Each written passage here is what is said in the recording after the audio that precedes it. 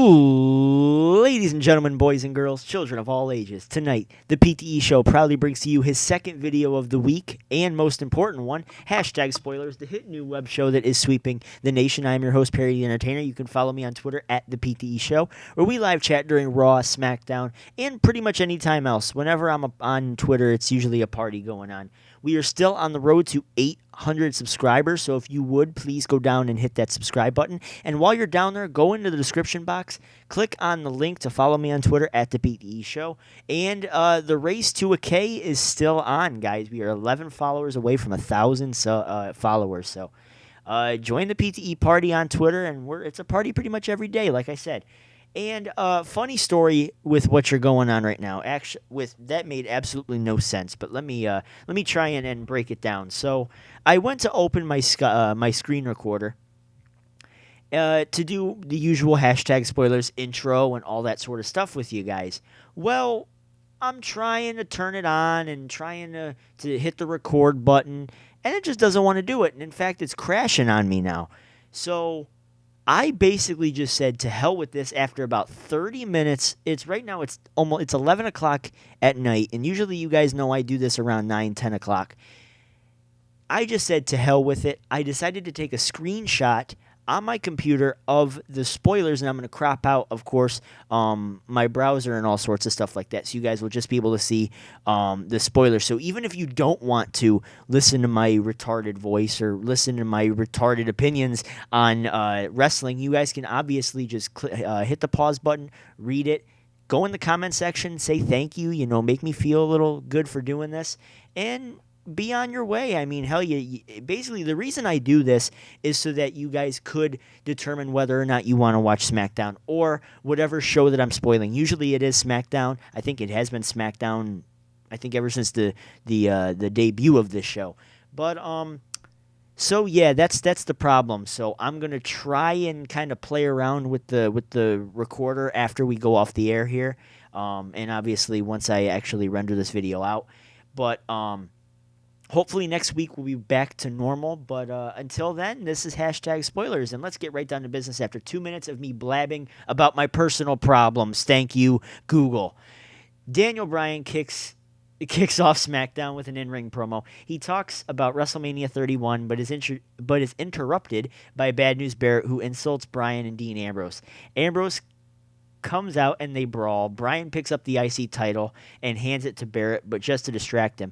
Ambrose and Bryan team up against Barrett. Yes, I know I'm just throwing my own freaking words. Apparently, once I hit that record button, I'm illiterate as fuck. Barrett dropped the title and ran off, leaving Ambrose and Bryan to celebrate with the title. So it's more face time for the IC Championship. I like the Intercontinental Championship getting some notoriety with the top stars. I mean, hell, we were just talking about is Dolph Ziggler back in the Intercontinental title picture, and now it looks like Daniel Bryan is the one kind of giving some time to the Intercontinental title belt. So they are trying to bring some prestige back to secondary championships, and God, that is fucking great. You need something like that. Other than that, what's the point of having a secondary? What's the point of having something like that if with the U.S. title and the IC title being absolutely worthless and shit like that? So let's throw it on some of the main stars and see where it goes from there. So I personally love the IC title getting some face time on SmackDown and on Raw. Dean Ambrose defeated The Miz. Barrett came through the crowd to get his title back. So I guess it's drama. Who stole what champion? I don't know. I don't get it, but it's face time for the IC title. Okay, so I'll allow it. Renee Young interviews Ambrose backstage. Natalya defeated Naomi. Tyson Kidd, Cesaro, and the Usos were all at ringside and fought. To be honest, I don't care about the tag team division right now, and I've been wanting to say this for quite some time, especially since Fastlane. Once we talked about the tag team championships actually changing hands and you guys being happy about, well, most of you guys being happy, considering most of you guys are, what do I want to say? Well, I smarks, I guess. I mean, I'm a smark too, so I guess I'm riding the same boat, but I just don't feel the same opinions as you guys do. I'm I'm not a huge Tyson Kidd and Cesaro fan as a tag team. You guys know this. I've dissed them in the past for not having a personality or character, but I've praised them for being the best in-ring tag team in WWE right now.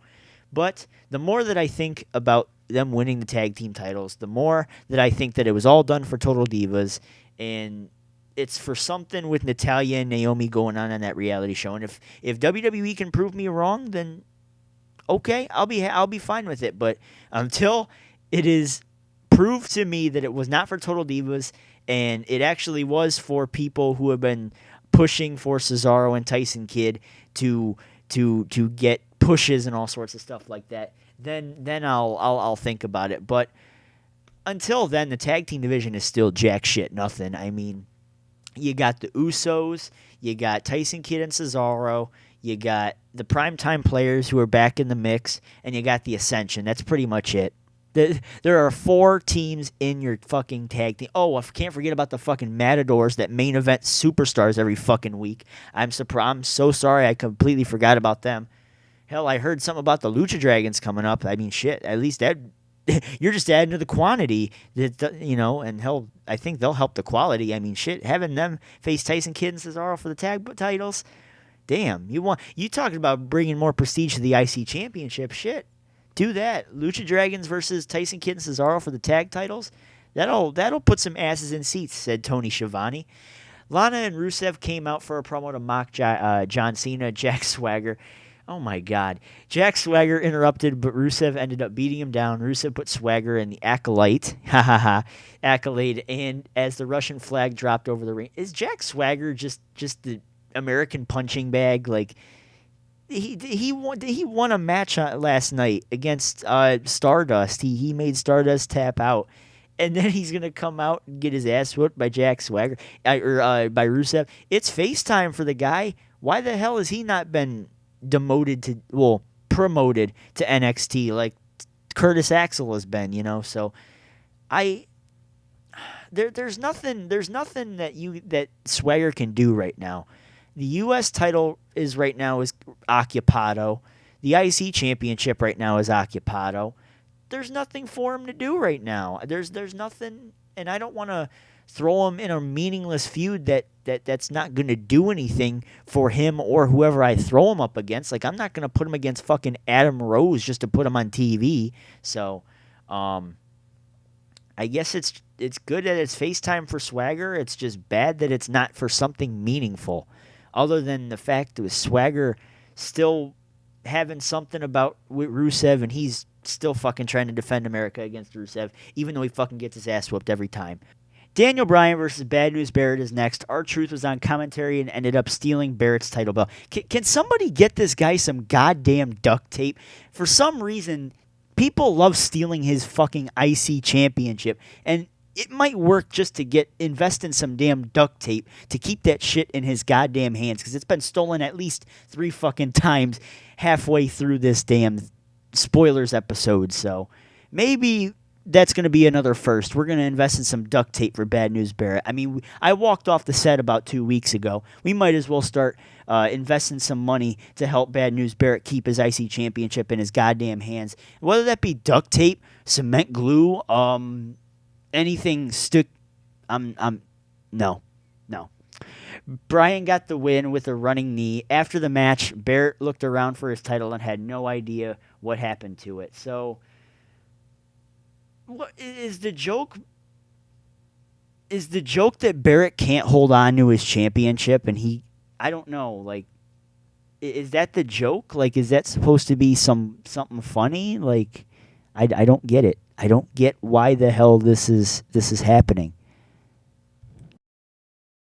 Byron Saxton interviews Roman Reigns backstage. R-Truth finds Ambrose backstage and gives him the IC to more fucking stealing the goddamn IC championship. I mean, what's the problem? What's fucking damn.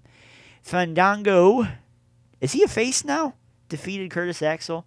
Axel now has a clock that shows how long he's been in the Rumble. It's been like almost a month now, and they're still going about it. Hell, Curtis Axel's getting FaceTime. I mean, that's pretty much it. He's probably going to go down as the next Sandow, which it's not good because at least Curtis Axel, he comes down from like wrestling royalty with the Mr. Perfect and all sorts of stuff like that. So yeah, I don't know how they would do something like that. Other than is Fandango a babyface now? Like he's been squashing Rose over the last few weeks, and he's squashing Curtis Axel now. I don't know if he's just a face or if this is just them just throwing him on the card. Bray Wyatt cut another mysterious promo on The Undertaker. Goldust defeated Adam Rose. Stardust was dressed as one of the Rosebuds and attacked Goldust. Ryback, Eric Rowan, and Dolph Ziggler defeated Kane, Big Show, and Seth Rollins when Ryback hit his finisher on Rollins and pinned him. Ryback got the biggest pop of the match, probably of the night, and that's how SmackDown ends. So, not a too exciting show. It's pretty much all just stuff rehashed either before or after Fastlane.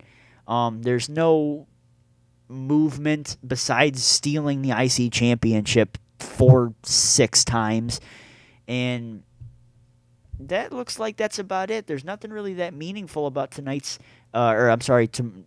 episode of SmackDown, and yeah, hopefully, like I said before, we can get our screen recorder fixed so that you guys can start promoting your stuff again next week. But until then, I am out. This is Perry the Entertainer signing out, and peace.